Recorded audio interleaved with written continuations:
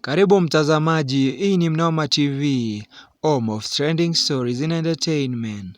Msanii Otile Brown ameachia kibao chake kipya masaa chache zilizopita.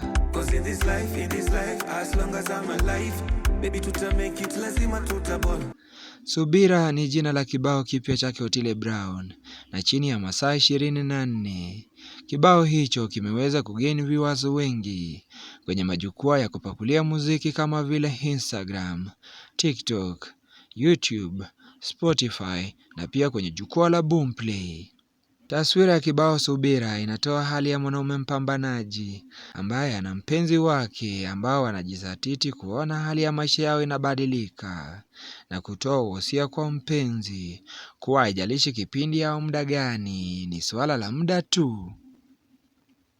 Hivi sasa unaweza kutembelea kwenye kurasa na mitandao yoyote ya kijamii kupokea burudani kutoka kwa kibao hicho kipya yake msanii Otile Brown kutoka 254.